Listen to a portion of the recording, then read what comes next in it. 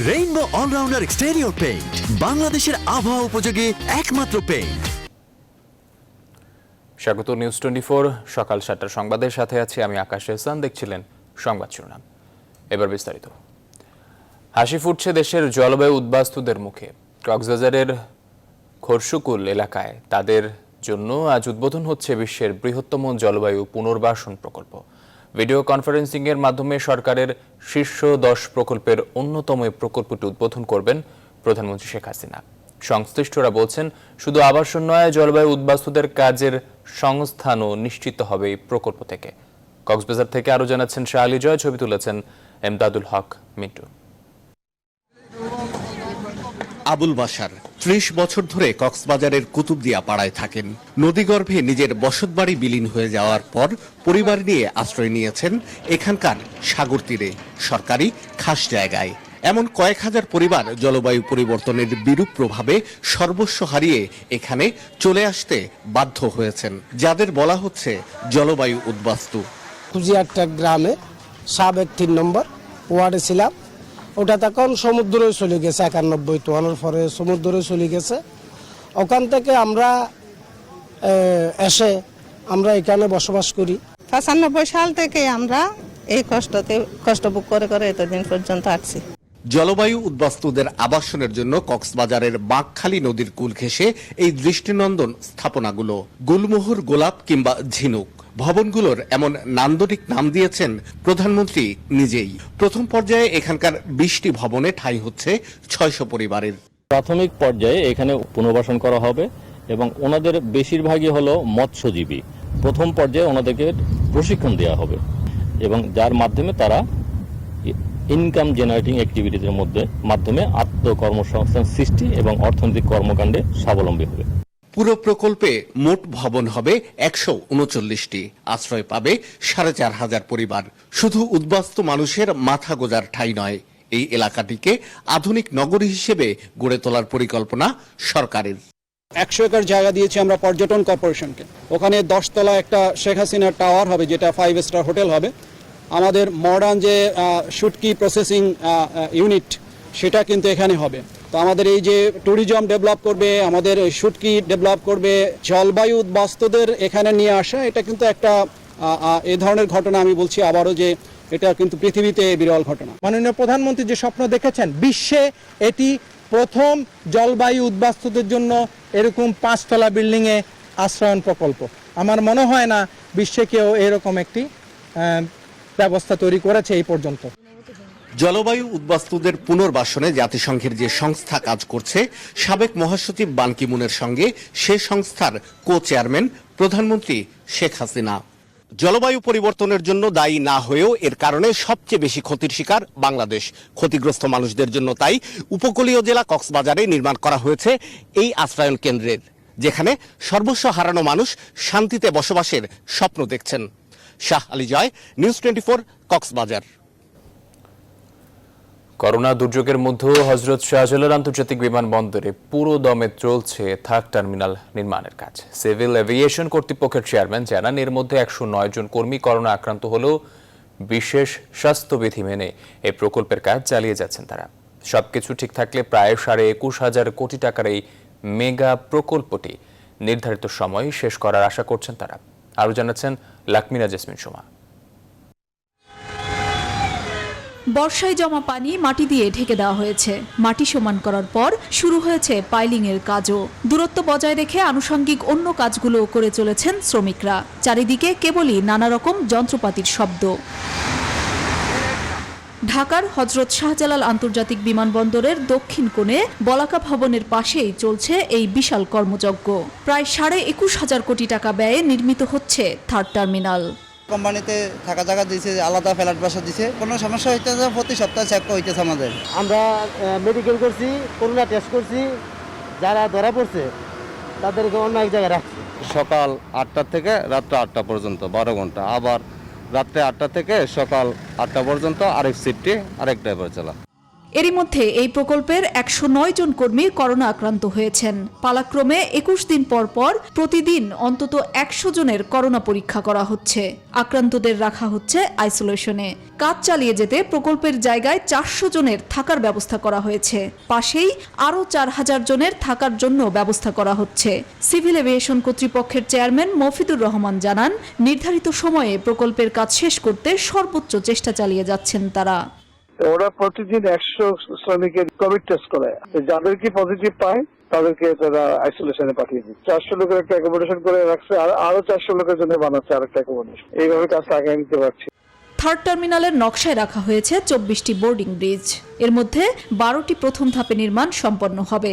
Boarding ব্রিজের সঙ্গে থাকবে ১৩টি চেক ইন বেল্ট। সংযুক্ত করা হবে পর্যাপ্ত সংখ্যক এক্সেলেটর, সাবস্টেশন ও লিফট। আরও থাকবে রাডার, কন্ট্রোল টাওয়ার, অপারেশন ভবন এবং বহুতল কার পার্ক। করোনা মহামারীর মধ্যে দেশের মেগা প্রকল্পগুলোর কাজে কিছুটা প্রতিবন্ধকতা তৈরি হলেও থেমে নেই হযরত শাহজালাল আন্তর্জাতিক বিমানবন্দরের থার্ড টার্মিনাল নির্মাণের কাজ। এখানকার শ্রমিকদের নিয়মিত টেস্ট, স্ক্রিনিং এবং আবাসন সুবিধার মধ্য দিয়ে কাজ চালিয়ে যাচ্ছে কর্তৃপক্ষ। আশা করছে নির্ধারিত সময়ের মধ্যেই এই প্রকল্পের কাজ শেষ হবে। লাকমিনা জেসমিন সোমা, নিউজ 24, ঢাকা। এনআরবি ব্যাংকের ১,৫১ লাখ টাকা আত্মসাতের অভিযোগে রিজেন্ট হাসপাতালের চেয়ারম্যান শাহেদের বিরুদ্ধে মামলা করেছে দুদক। তার বিরুদ্ধে অর্থ আত্মসাৎ, নিম্নমানের মাস্ক, পিপি সরবরাহ, করোনার ভুয়া রিপোর্ট সহ বিভিন্ন অভিযোগ তদন্ত করছে দুদক। এছাড়াও ফার্মার্স ব্যাংকের ১ কোটি টাকা আত্মসাতের অভিযোগে রিজেন্ট হাসপাতালের চেয়ারম্যান শাহেদের মামলার প্রস্তুতি নিচ্ছে দুদক। মামলার আসামি করা হয়েছে ফার্মার্স ব্যাংকের অডিট কমিটির চেয়ারম্যান মাহবুবুল হক চিশতি, ছেলে রাশেদ চিশতি, রিজেন্ট হাসপাতালের এমডি ইব্রাহিম খলিলকে। লক্ষ্মীপুর ২ আসনের এমপি কাজী মোহাম্মদ শহীদ ইসলাম পাপুলের বিরুদ্ধে অর্থ পাচার ও অবৈধ সম্পদ অর্জনের অভিযোগ অনুসন্ধানে তার স্ত্রী সেলিনা ইসলাম ও শালিকা জেসমিন প্রধানকে জিজ্ঞাসাবাদ করেছে দুর্নীতি দমন কমিশন দুদক। বুধবার দুদকের জিজ্ঞাসাবাদ শেষে পাপুলের স্ত্রী দাবি করেন, সরকারের ভাবমূর্তি ক্ষুণ্ণ করতে পাপুলের বিরুদ্ধে ষড়যন্ত্র হয়েছে। আলী তালুকদারের প্রতিবেদন।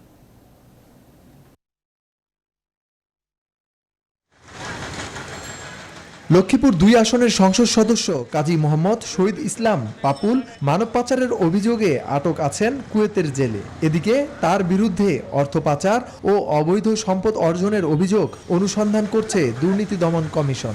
এরই অংশ হিসেবে বুধবার দুদকে তলব করা হয় পাপুলের স্ত্রী, সংরক্ষিত আসনের সাংসদ সেলিনা ইসলাম ও শালিকা জেসমিন প্রধানকে।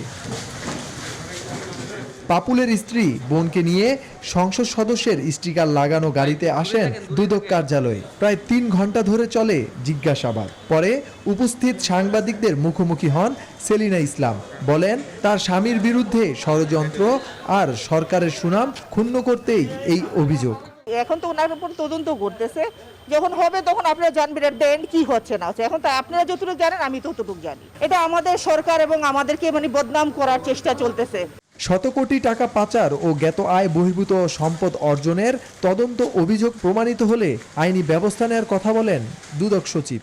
যাদের বিরুদ্ধে অভিযোগ প্রমাণিত হবে তাদের মধ্যে কেউ বিদেশে অবস্থান করলে তাদেরকে দেশে ফিরিয়ে আনা সহ অন্যান্য আইনানুগ ব্যবস্থা পরবর্তীতে গ্রহণ করা হবে। আলী তালুকদার, নিউজ 24, ঢাকা। এবারে করোনার বৈশ্বিক অবস্থা। বিশ্বজুড়ে করোনায় আবারও বেড়েছে সংক্রমণ ও মৃত্যু। গেল ২৪ ঘন্টায় বিশ্বে সর্বোচ্চ 2,79,000 মানুষ ভাইরাসটিতে আক্রান্ত হয়েছে। প্রাণহানি 7,000-এর বেশি। এসব ঘটনায় বিশ্বে কোভিড-19 মোট মৃতের সংখ্যা 6,29,000 ছাড়িয়েছে। আর মোট আক্রান্তের সংখ্যা 1,53,00,000-এর বেশি। ভাইরাসটির ছোবলে যুক্তরাষ্ট্রে একদিনে সর্বোচ্চ ৭১,000-এর বেশি মানুষ সংক্রমিত হয়েছে। মারা গেছে ১,২০০-এর বেশি মানুষ। তবে গেল ২৪ ঘন্টায় সবচেয়ে বেশি প্রাণহানি হয়েছে ব্রাজিলে, ১,২৯৩ জনের। এদিকে ভারতেও একদিনে সর্বোচ্চ ৪৫,০০০-এর বেশি মানুষ করোনায় আক্রান্ত হয়েছে। দৈনিক মৃত্যুতেও এশিয়ার এই দেশটি গড়েছে নতুন রেকর্ড। ভারতে গত ২৪ ঘন্টায় মারা গেছে সর্বোচ্চ ১,১২০ জন। এই পরিস্থিতিতে মধ্যে বিশ্ব স্বাস্থ্য সংস্থা বলছে ২০২১-এর আগে ভ্যাকসিন পাওয়ার কোনো আশা নেই। তবে স্বস্তির খবর হলো, এ পর্যন্ত করোনায় সুস্থ হয়েছেন ৯৩ লাখের বেশি মানুষ।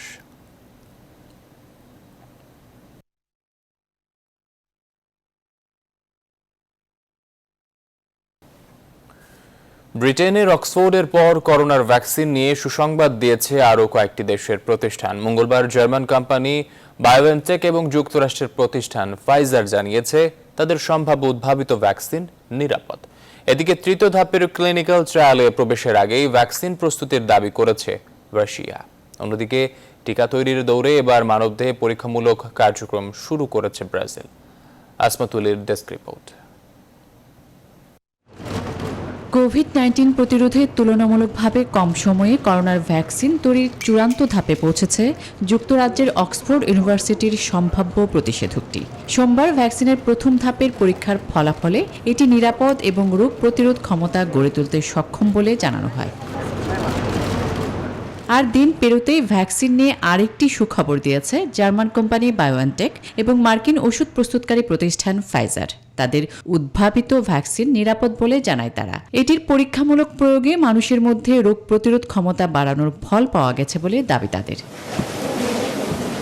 এদিকে রাশিয়ার তৈরি সম্ভাব্য ভ্যাকসিনের দ্বিতীয় ধাপের ক্লিনিক্যাল ট্রায়াল চলছে। তৃতীয় ধাপে প্রবেশের আগেই মঙ্গলবার রাশিয়ার উদ্ভাবিত করোনা ভাইরাসের ভ্যাকসিন প্রস্তুত বলে দাবি করেছে মস্কো।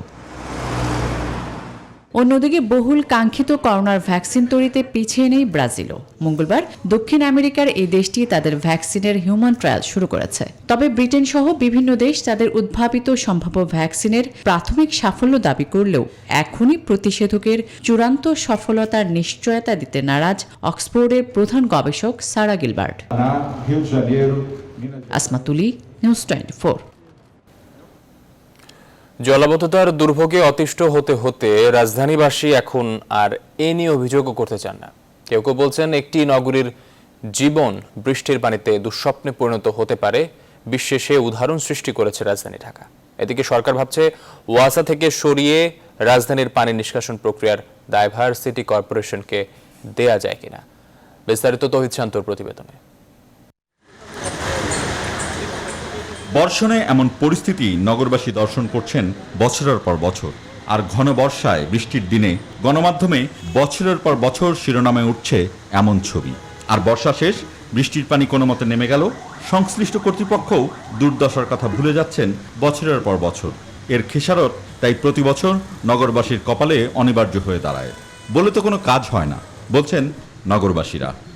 এই অবস্থা একদিনের, এই অবস্থা যে মানুষ আর স্বাভাবিক দেখতে পারবে এইটাও মানুষের কাছে ভাবার খুব মানুষ ভাবতেই পারে না কবে স্বাভাবিক। সরকারের ভাবা উচিত মানুষের জনগণের উপকারের জন্য সরকার, কিন্তু আসলে উপকার কত হচ্ছে আমার মনে এমন উপকার হচ্ছে না আপাতত। এখন এই তো বিরাট হিমালয় পর্বতের পাড়ি দেওয়ার মতো মনে হচ্ছে আমাদের কাছে। মিরপুরের কাজীপাড়া, শেওড়াপাড়ার মতোই রাজধানীর বেশিরভাগ এলাকার অবস্থা এমনই। অভিযোগ করে তো আসলে লাভ হচ্ছে না, কারণ যা হচ্ছে হয়তো দেখতেই পারতেছে, কারো চোখের বাইরে তো না। এখন যারা করার তারাও দেখতে পারতেছে, যারা ভুগতেছে তারা তো দেখতেই পারতেছে। আগে তো এই পানি থাকতো, কোনোভাবেই আমরা পার হইতে পারতাম না, যেমন আমি গতবারই পার হইতে পারিনি, অনেক কষ্ট।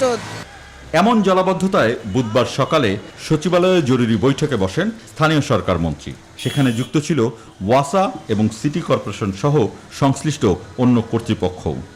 নদীর পানির উচ্চতা বৃদ্ধি হওয়ার কারণে ঢাকা শহরের পানি আপনার নদীতে যাচ্ছে না, এখন উল্টা ব্যাক ফায়ার করছে। তো সে কারণেই আপনার এখানে এই আজকে বিভিন্ন জায়গায় আপনার রাস্তাঘাট ডুবে গেছে, এই কথা তারা বলতে চাচ্ছে।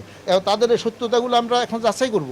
অবশ্যই যে দায়িত্ব সিটি কর্পোরেশনের পক্ষে সম্ভব হয় এবং সেটা কি কারণে তখন দেওয়া হয়েছিল, আর এখন আমরা কেন প্রয়োজন হলে সিটি কর্পোরেশনের কাছে আবার হ্যান্ড ওভার করা হবে না। এদিন বিকেলে পানি নিষ্কাশনে ব্যবহৃত রাজধানীর বেশ কয়েকটি পাম্প হাউসে ঝটিকা সফরেও যান স্থানীয় সরকার মন্ত্রী এবং ঢাকা সিটির 2 মেয়র। তৌহিদ শান্ত, নিউজ 24, ঢাকা। পদ্মা, যমুনা, ধরলা, ব্রহ্মপুত্র, সুরমা সহ প্রধান নদ নদীর পানি বৃদ্ধি অব্যাহত রয়েছে। এতে উত্তর পূর্ব মধ্যাঞ্চলে বন্যা পরিস্থিতির আরও অবনতি হয়েছে। অনেকে বাড়িঘর ছেড়ে বাঁধ, উঁচু সড়ক কিংবা আশ্রয় কেন্দ্রে ঠাঁই নিয়েছেন। বন্যা দুর্গত এলাকায় খাবার, বিশুদ্ধ পানি ও গোখাদ্যের সংকট চরম আকার ধারণ করেছে। সব মিলিয়ে এক দুর্বিষহ ও মানবেতর জীবনযাপন করছেন বানভাসীরা। প্রতিনিধিদের তথ্যচিত্রে ডেস্ক রিপোর্ট। ফরিদপুরের বন্যা পরিস্থিতি আরও অবনতি হচ্ছে। পদ্মা নদীর পানি বৃদ্ধি অব্যাহত থাকায় সদর উপজেলার নর্থ চ্যানেল, মাধবদিয়া সহ ইউনিয়নের কয়েক হাজার ঘরবাড়ি তলিয়ে গেছে। এসব এলাকায় দেখা দিয়েছে গোখাদ্য, বিশুদ্ধ খাবার পানির সংকট। এদিকে শহর রক্ষা বাঁধ 48 ঘন্টার মধ্যে সংস্কারের কাজ শেষ হওয়ায় ফরিদপুর জেলার সাথে দুটি উপজেলার সড়ক যোগাযোগ আবার চালু হয়েছে। যে বেড়িবাঁধটা ব্রিজ হয়েছিল সেটা আমরা 48 ঘন্টার মধ্যে মেরামত সম্পন্ন করেছি। আগামী একদিনের মধ্যে পূর্ণ সেকশন ডেভেলপ করে আমরা মানুষের জন্য চলাচল উপযোগী যোগাযোগের ব্যবস্থা করে দিতে পারবো। একই চিত্র রাজবাড়ীতেও। পদ্মা নদীর পানি বৃদ্ধি পেয়ে গোয়ালন্দ উপজেলার বেশ কয়েকটি ইউনিয়ন নতুন করে প্লাবিত হয়েছে।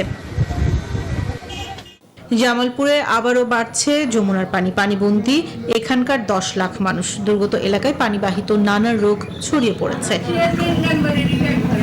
কুড়িগ্রামে ধরলা ও ব্রহ্মপুত্রের পানি বৃদ্ধি অব্যাহত রয়েছে। এসব নদী অববাহিকার উপজেলাগুলোতে নতুন নতুন এলাকা প্লাবিত হচ্ছে। 3 দফা বন্যায় প্রায় 3 সপ্তাহ ধরে পানিবন্দী এখানকার কয়েক লাখ মানুষ। পর্যাপ্ত ত্রাণ সহায়তা না পাওয়ায় পরিবার পরিজন নিয়ে অর্থাহারে অনাহারে দিন কাটছে প্রাণভাসীদের।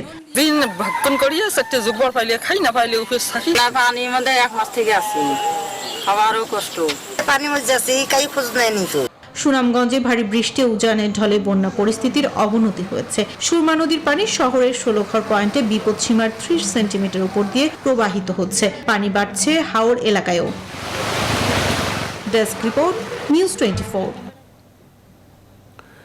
তিস্তার ভাঙন থেকে রক্ষায় কুড়িগ্রামের বুড়িরহাট স্পারের মাটির তৈরি একটি অংশর নদী প্রবল স্রোতে বিলীন হয়ে গেছে।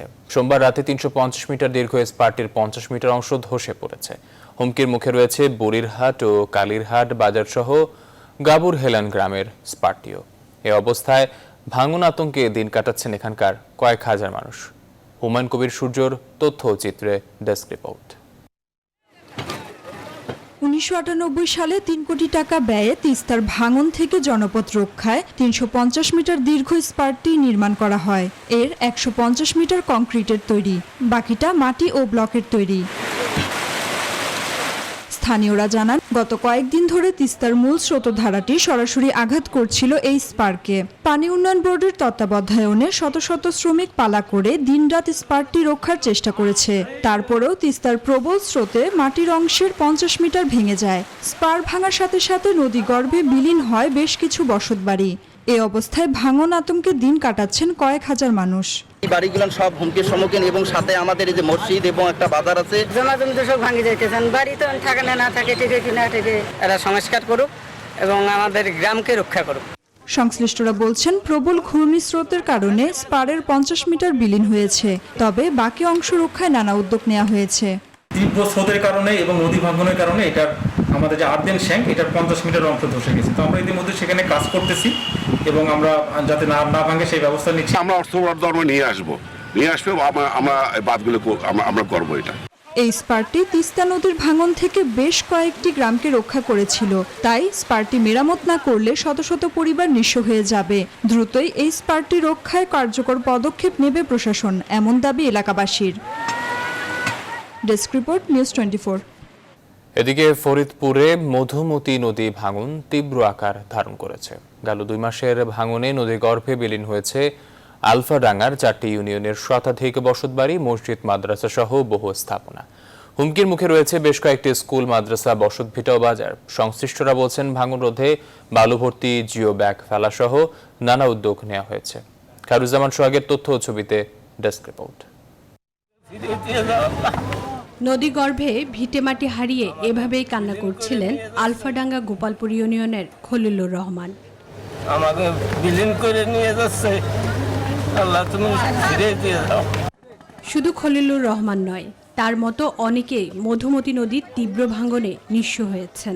গেল 2 মাসের ভাঙনে আলফাডাঙ্গা উপজেলার গোপালপুর, পাচুরিয়া সহ 4টি ইউনিয়নের অর্ধশত বসতবাড়ি, ফসলি জমি, স্কুল, মাদ্রাসা সহ বহু স্থাপনা নদী গর্ভে বিলীন হয়েছে। সবকিছু হারিয়ে দিশেহারা নদী তীরবর্তী মানুষ। গ্রামটা 3 কিলো লম্বা ছিল, আর এখন বাঁধতে 1 কিলো নাই। জমি তাও চলে গেছে, আর একবার ট্রেন বসে নাই। প্রাইমারি স্কুল এবং আরো অনেক বাড়িঘর এবং যে বিদ্যুতের লাইন টেন সবই এখন হুমকির মুখে। স্থানীয়দের অভিযোগ, পানি উন্নয়ন বোর্ড কার্যকর কোনো পদক্ষেপ না নেওয়ায় প্রতি বছরই ভাঙনের কবলে পড়ছেন তারা। এই বসত বাড়িগুলো ভেঙে নিয়ে যাচ্ছে, আমরা ছেলে পেলে নিয়ে এখন কোথায় যাব, কোথায় থাকবো? আমাদের নদী যে ভাঙতেছে আর যে অবস্থা, অন্য কোনো এমপি সাহেব বলি অবশ্যই এসে দেখতে হয়।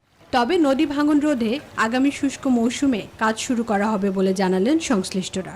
এই বন্যাটা লাঘব করার জন্য আমরা বর্ষা মৌসুমে আপাতত মানুষকে সুরক্ষা দেওয়ার জন্য ব্যবস্থা নিয়েছি। আগামী শুষ্ক মৌসুম থেকে অনুমোদিত যে প্রকল্পটা অনুমোদন হবে সেটা দ্বারা আমরা স্থায়ী কাজ করতে পারবো। ভাঙন রোধে স্থায়ী বাঁধ নির্মাণ করা না হলে আলফাডাঙ্গা উপজেলার 4টি ইউনিয়ন মানচিত্র থেকে হারিয়ে যাবে এমন আশঙ্কা স্থানীয়দের। Desk report, news 24। সংবাদ রিপোর্টের নিচে একটি বিরতির সঙ্গে থাকুন। বিরতির পর আবারও স্বাগত সংবাদে। চট্টগ্রাম কক্সবাজার মহাসড়কের চকরিয়ায় কারভার ভ্যান লেগুনা মুখোমুখি সংঘর্ষে 7 জন নিহত হয়েছে। এই ঘটনায় গুরুতর আহত হয়েছেন আরও 7 জন। বুধবার বিকেলে চকরিয়ার উত্তর হারবাং এলাকার একটি কমিউনিটি সেন্টারের সামনে এই দুর্ঘটনাটি ঘটে। নিহতরা সবাই লেগুনার যাত্রী। স্থানীয়রা জানান, দুর্ঘটনার সময় বেশ বৃষ্টি হচ্ছিল। সংঘর্ষে গাড়ি দুটি পাশের খাদে ছিটকে পড়ে। এই সময় উদ্ধার কাজ চালায় এলাকাবাসী ও হাইওয়ে পুলিশ। নিহতদের মধ্যে 6 জন ঘটনাস্থলে এবং 1 জন হাসপাতালে নেওয়ার পথে মারা যান। আহতদের উপজেলা স্বাস্থ্য কমপ্লেক্স ও চট্টগ্রাম মেডিকেল কলেজ হাসপাতালে পাঠানো হয়েছে। নিহতদের মধ্যে 4 জনের পরিচয় নিশ্চিত করেছে পুলিশ। এরা হলেন চকরিয়ার বদুল আলম ও ফিরোজ আহমেদ, লামার আলামিন ও লোহাগড়ার মিনার উদ্দিন।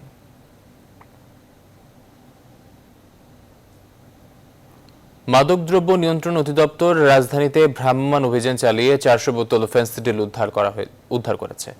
বুধবার রাতে মাদকদ্রব্য অধিদপ্তরের উত্তরের সহকারী পরিচালকের নেতৃত্বে এ অভিযান পরিচালিত হয়। মহাখালী এলাকায় একটি মাইক্রোবাস তল্লাশি করে 321 বোতল ফেন্সিডিল উদ্ধার করা হয়। এরপর ড্রাইভারের তথ্যের ভিত্তিতে মেরুল বাড্ডা এলাকার একটি বাসা থেকে আরও 79 বোতল ফেন্সিডিল সহ 1 জনকে আটক করে তারা। এই ঘটনায় মোট 2 জনকে আটক করা হয়েছে। উক্ত ঘটনায় রাজধানীর মহাখালী এবং বাড্ডা থানায় মাদকদ্রব্য আইনে 2টি পৃথক মামলার কথা জানিয়েছেন মাদকদ্রব্য অধিদপ্তর। মাধ্যমে অবগত হই যে একটা মাদকের একটা বড় চোরা চালানো হচ্ছে, এরকম আমাদের যেখানে ধরা হয়েছে সেখান থেকে আমাদের পাস হচ্ছে। এর ভিত্তিতে আমাদের কর্মচারীরা এবং আমাদের এনফোর্সমেন্ট বাহিনী সেখানে অভিযান পরিচালনা করে এবং মহাখালীতে আমাদের অভিযানে পরিচালনা করা হয়। পরবর্তীতে বাড্ডা আমরা তাদের যে এখানে অ্যারেস্ট করা হয় সেখান থেকে আমরা বাড্ডাতে যাই। সেখান থেকে আমরা প্রায় 400 বোতল এখানে 400 বোতল ফেন্সিডিল উদ্ধার করা হয়েছে। চট্টগ্রামে নির্মাণাধীন ফৌজদারহাট বায়াজিত বাইপাস সড়কের জন্য আবারও পাহাড় কাটার অনুমতি চেয়ে পরিবেশ অধিদপ্তরের কাছে আবেদন করেছে সিডিএ। প্রতিষ্ঠানটির দাবি, কেটে রাখা পাহাড়গুলোর ধস ঠেকাতে এই সিদ্ধান্ত। এখনো আনুষ্ঠানিক অনুমতি না দেয়া হলেও এই সিদ্ধান্তে সায় আছে পরিবেশ অধিদপ্তরের। জীববৈচিত্র্যের এত ক্ষতি করে নির্মাণ করা মাত্র 6 কিলোমিটারের একটি সড়ক যোগাযোগ ব্যবস্থার উন্নয়নে কতটুকু প্রভাব ফেলবে তা নিয়ে প্রশ্ন তুলেছেন পরিবেশবিদরা। নয়ন বড়ুয়া জয়ের তথ্য ও ছবিতে ডেস্ক রিপোর্ট।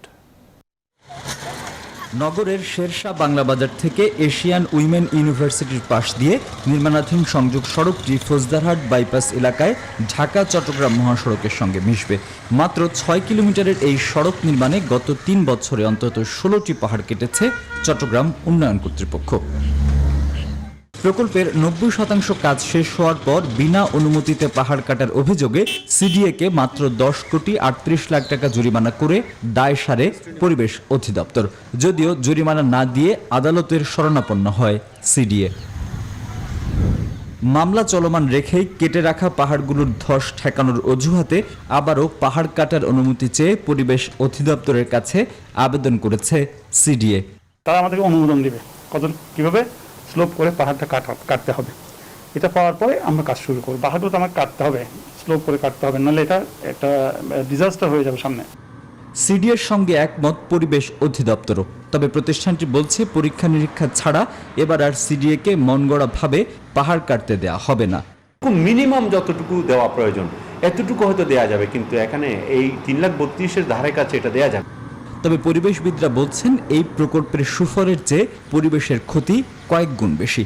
একটা পাহাড় যখন কাটা হয় এটাকে কিন্তু আর সৃষ্টি করা যায় না। 50 জন জনগণকে উন্নয়নের সুযোগ দিতে গিয়ে আমি 50 বছরের ক্ষতি করব পরিবেশের এবং সুদূর পরিবেশের ক্ষতি করব, যে ক্ষতিটা আমাকে বহুদিন বহন করতে হবে, এটা হতেই পারে না। 320 কোটি টাকা ব্যয়ে মাত্র 6 কিলোমিটার এই সড়কের জন্য আর কত পাহাড় কাটবে সিডিএ, সেই প্রশ্ন রেখেছেন অধ্যাপক Idris Ali. Desk report, news 24। Corona মহামারীর মধ্যেই দেশে চলাচল ও জীবিকা সচল হলো। পর্যটন শিল্পে এখনো ঘোর অমানিসা। পর্যটক সংকটে এ খাত সংশ্লিষ্ট কয়েক লাখ মানুষ কর্মহীন হওয়ার ঝুঁকিতে। খাত সংশ্লিষ্টরা বলছেন, করোনার ধাক্কা কাটিয়ে শিল্প পুরোপুরি ঘুরে দাঁড়াতে আরও 2 বছর লাগতে পারে। আর এই সংকটে টিকে থাকতে সরকারের প্রণোদনা প্যাকেজের সুবিধা চান তারা। নাজিয়া কোনার রিপোর্ট। প্রতি বছর অন্তত 10 লাখ বিদেশি পর্যটক এবং 1 কোটির বেশি দেশীয় পর্যটক বাংলাদেশের বিভিন্ন পর্যটন কেন্দ্রগুলো ভ্রমণ করেন। তবে এবার করোনা ভাইরাসের প্রাদুর্ভাবে তাতে দেখা দিয়েছে ছন্দপতন। পর্যটনের ভরা মৌসুমে বিদেশিদের আসা হয়নি, আর সাধারণ ছুটির কারণে পর্যটন কেন্দ্রগুলোও ছিল বন্ধ। ফলে tour operator, travel agency, hotel, motel, resort সহ এ খাত সংশ্লিষ্ট সবারই জীবিকা সংকটে। গত 4 মাসের লকডাউনের ফলে সে সময় কোনো ব্যবসা না থাকায় অনেক ইতিমধ্যে ব্যবসা গুটিয়েছে। প্রায় 70% জনবল বেকার হয়ে যাচ্ছে, তারা চরম অনিশ্চিত জীবনযাপন করছেন। মহামারীর এ ধাক্কা কাটিয়ে পর্যটন খাত কবে স্বাভাবিক হবে তা বলা মুশকিল। তবে মুনাফা নয়, কর্মীদের নিয়ে টিকে থাকাটাই বড় চ্যালেঞ্জ এখন উদ্যোক্তাদের কাছে। আর সেজন্য সরকারের প্রণোদনা প্যাকেজের টাকা পাওয়াটা জরুরি বলে মত তাদের। মাননীয় প্রধানমন্ত্রী প্রণোদনা প্যাকেজ ঘোষণা করলেও ব্যাংকগুলো খুব ধীর গতিতে এগোচ্ছে। মাননীয় প্রধানমন্ত্রী কৃষিকে অধিক গুরুত্ব দিয়েছেন, আমরা অ্যাগ্রো ট্যুরিজমকে অধিক গুরুত্ব দিচ্ছি। এজন্য সরকারের সহযোগিতা ও উৎসাহ প্রয়োজন। এই সময়টায় টিকে থাকার জন্য তাদের প্রণোদনা দরকার, তারা যেন সেটা নষ্ট না করে ফেলেন। তার এগেনস্টে তাদের জবাবদিহিতা থাকতে হতে পারে। জবাবদিহিতাটা এরকম যে আমি বাংলাদেশের কোনো একটি জায়গাকে টুরিস্ট বান্ধব অর্থাৎ পর্যটন বান্ধব হিসাবে গড়ে তুলব। অর্থাৎ আমি এমন একটি জায়গা তুলে ধরবো যে জায়গাটায় মানুষ নিশ্চিন্তে যেতে পারবে। করোনা পরবর্তী বিশ্ব পর্যটন খাতের সামনে থাকবে নানা চ্যালেঞ্জ। যুগের চাহিদার সাথে তাল মিলিয়ে পর্যটন খাতকে ঢেলে সাজাতে পারলেই সম্ভাবনাময় এই শিল্পকে আরও এগিয়ে নেওয়া সম্ভব, মত বিশ্লেষকদের। নাজিয়া কোনা, নিউজ 24, ঢাকা। সংবাদের পর্যায়ে নিচ্ছে আরও একটি বিরতির সঙ্গে থাকুন। বিরতির পর আবারও স্বাগত সংবাদে। এবার ফার্স্ট সিকিউরিটি ইসলামী ব্যাংক অর্থ বাণিজ্য সংবাদ।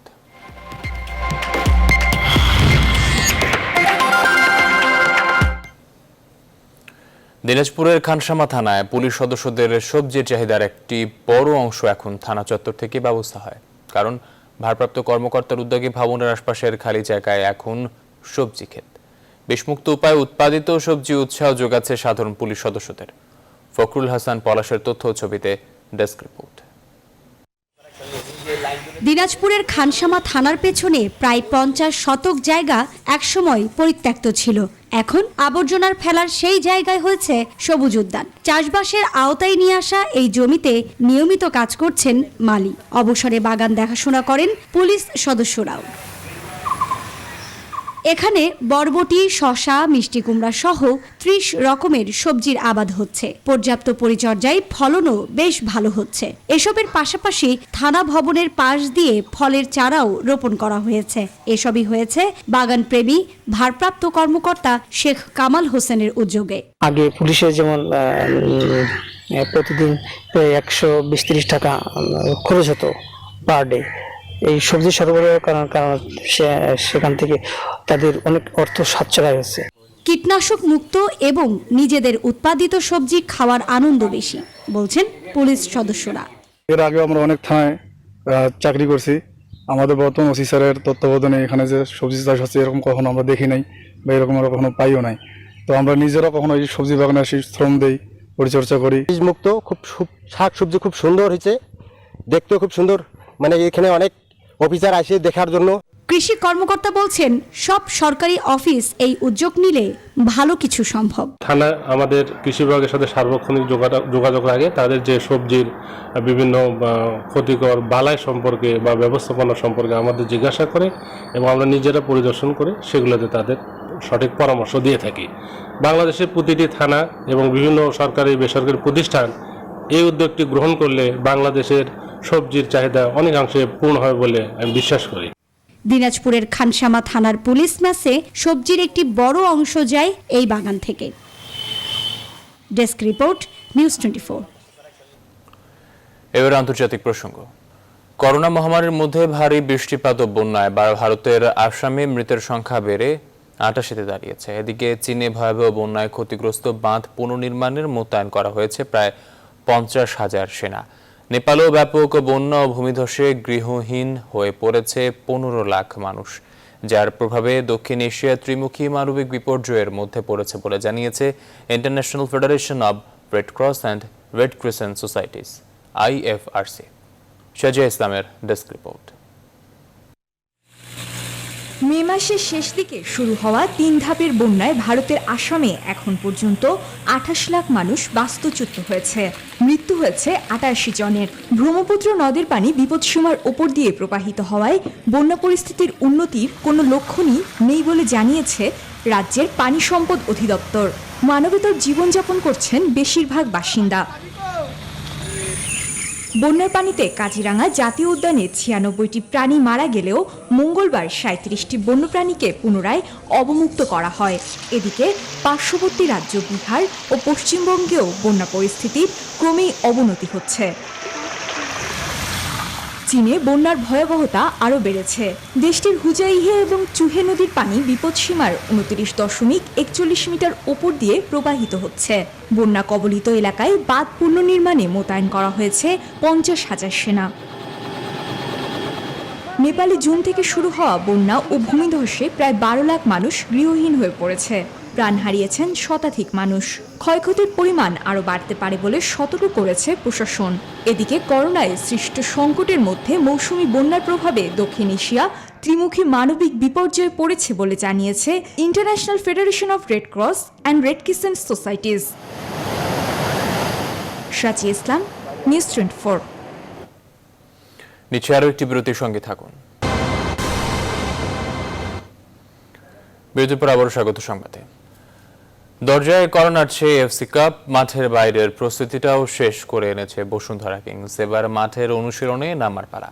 দেশের অভিজ্ঞ কোচ ও ফুটবল বিশ্লেষক শফিকুল ইসলাম মানিকের মতে, যত দ্রুত টিম কম্বিনেশন ঠিক করা যাবে ততই মঙ্গল দেশের ফুটবলের জায়ান্টদের জন্য।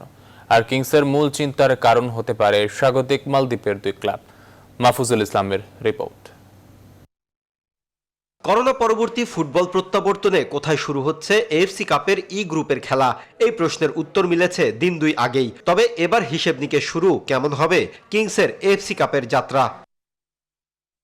কিংসের বাকি 3 প্রতিপক্ষের 2টি ক্লাবই স্বাগতিক, টিসি আর মাজিয়ার সাথে আরেক ক্লাব ভারতের চেন্নাই সিটি এফসি। তবে কিংসের মূল লড়াইটা হবে স্বাগতিক 2 ক্লাবের বিপক্ষে, এমনটাই মনে করেন অভিজ্ঞ কোচ শফিকুল ইসলাম মানিক।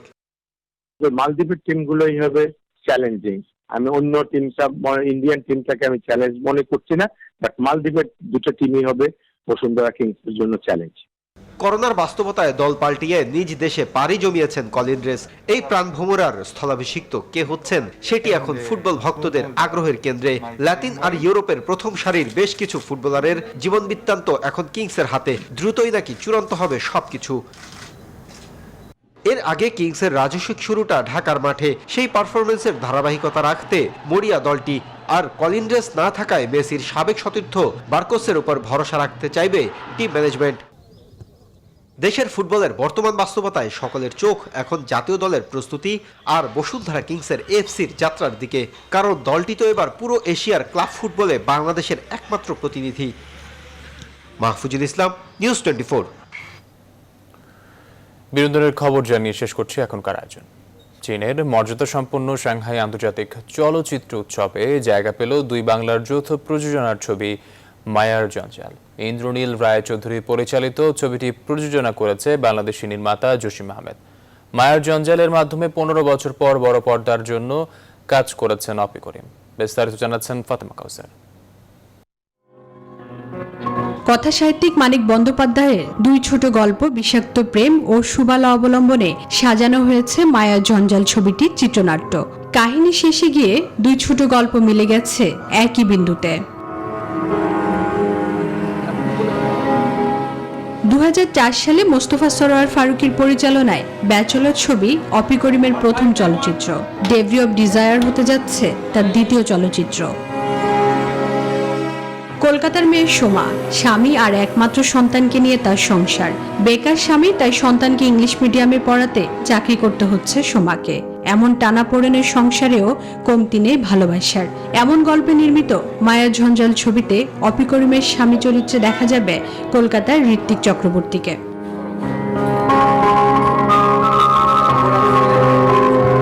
এশিয়ান নিউ ট্যালেন্ট অ্যাওয়ার্ডের অফিসিয়াল সিলেকশনে জায়গা পেল মায়া ঝঞ্ঝাল।